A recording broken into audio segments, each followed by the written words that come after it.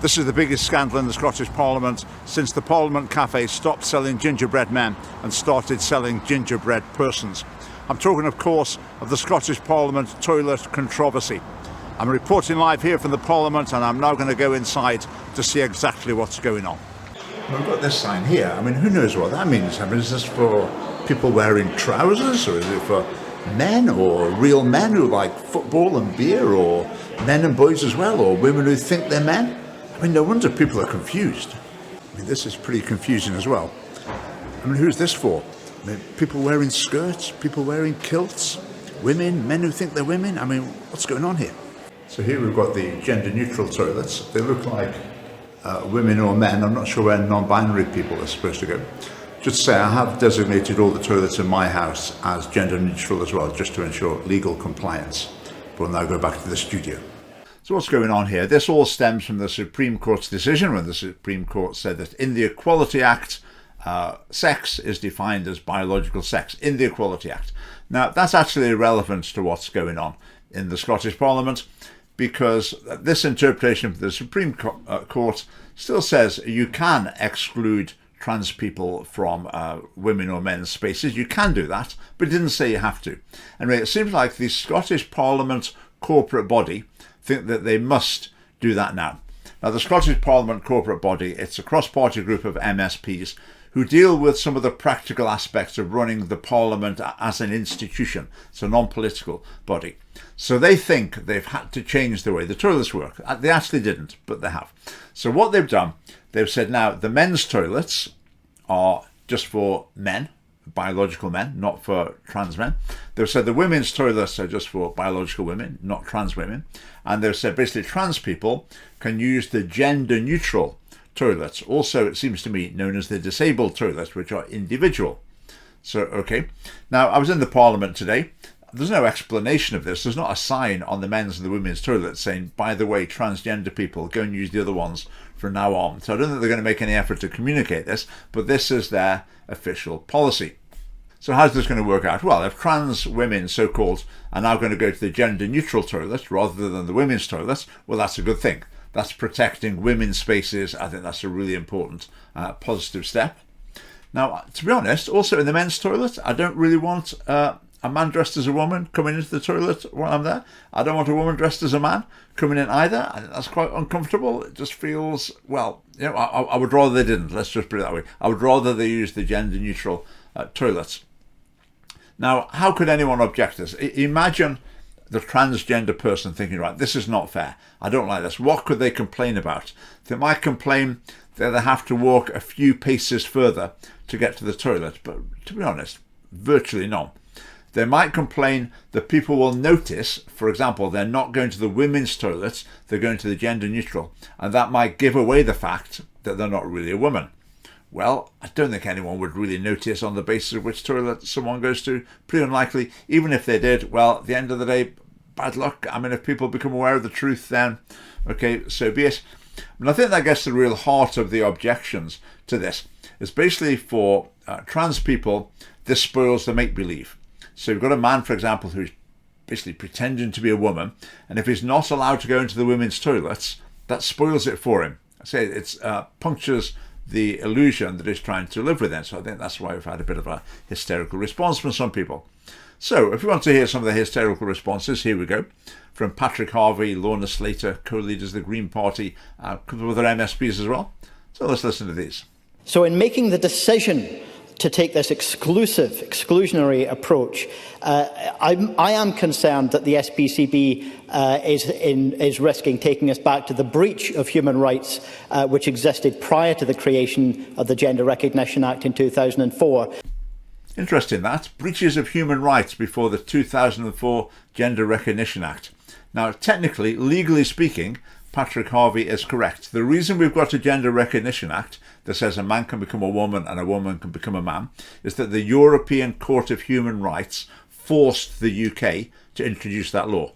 They said, basically, if you don't introduce this law, you're breaching the human rights of your citizens.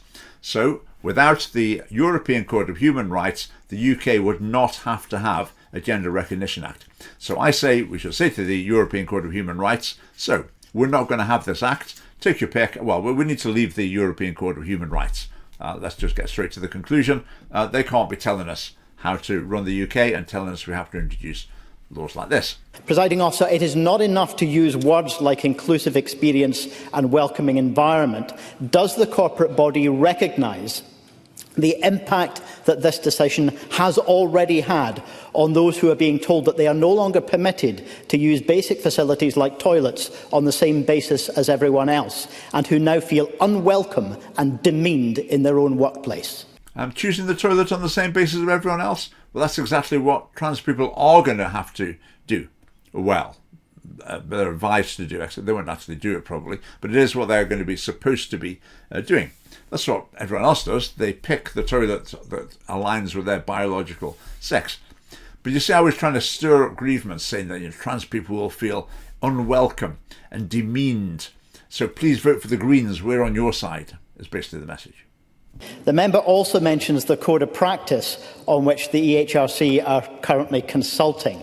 That code of practice suggests that birth certificates could be required from people merely because they are suspected of being transgender. And I had to say I feel almost nauseous using that language, because I'm old enough to remember how other queer people felt when we had to worry about whether we were suspected of being who we are in our society. Can the corporate body promise us that nobody will be required to provide birth certificates or other paperwork merely because someone intolerant suspects them of being transgender? I mean, will it be enforced? I mean, how could it be enforced in the public areas? And that's just a nonsense. In the staff areas where there's regular users, I guess someone might complain, and that might be a valid complaint. Like a woman might say, there's a man dressed as a woman who's using the toilet I use at work. I'm not really very happy with that. Right? How are they going to check? Well, if necessary, I don't know, it might need a birth certificate if that's the only information they can get. But if a trans person wants to avoid having to do this, well, simple, just follow the rules. Just use the gender-neutral toilets. That's absolutely fine. Now, what about the person who's not transgender, but people suspect that they are, and therefore complain? Well, if the person who's been complained about, if they deliberately go out of their way to dress and present themselves in a way that makes them sort of gender ambiguous or even look a bit of the opposite gender, well, in a sense, that's sort of their own fault, and I would advise people not to do that. If it's someone, just a woman who just happens to look manly in some ways, or a man who looks very feminine in some ways, well, I think that's very unfortunate if that would happen to them, if someone complained like that. But really, there would be a casualty of transgender ideology, because that's planted the thoughts in people's minds that a person might be dressing up as the opposite sex. So without transgender ideology being so prevalent in society, people wouldn't have these suspicions and this problem wouldn't arise. And can I ask how the SPCB will ensure the dignity of trans and non-binary staff working in the Parliament, and does it recognise that this unexpected and surprising policy change has put them in an impossible situation and potentially a hostile working environment? And again, this is just like emotional blackmail. I mean, saying you have to go to particular toilets is an indignity, creates a hostile working environment. I mean, translation is, if you're trying to do this, you're horrible people. You should be nice people like us. I mean, they'll really try anything. Members in this chamber may be aware of a lively internet conspiracy that I myself am a trans woman. If a complaint is made about me using a women's toilet, how does the SPCB expect me to demonstrate or prove my ability to use this toilet? Should I bring my birth certificate? Should I subject myself to a medical examination? If you could be clear, please. Lorna, I think proving the ability to use that toilet isn't actually the issue here. But these rumours about Lorna, again, she is a victim of transgender ideology because it's spread through society so much that people are constantly spreading rumours, expressing suspicions, even when it's complete nonsense. So I sympathise with Lorna Slater for having to put up with these rumours, but it's because of an ideology that she's promoted in Scotland. I mean, the transgender movement, transgender lobby, is becoming increasingly extreme. Well, there's been pretty outrageous behaviour from them for quite a while, actually. But look at this. This is just last week, where some of them invaded the Glasgow office of the Equality and Human Rights Commission. One of them ended up being arrested for assault. They ended up with this scuffle with the police. So they're getting pretty hardline rhetoric in the Scottish Parliament and hardline action on the streets. Now, this decision by the Scottish Parliament's corporate board, the way they've arranged the toilets, is actually pretty sensible.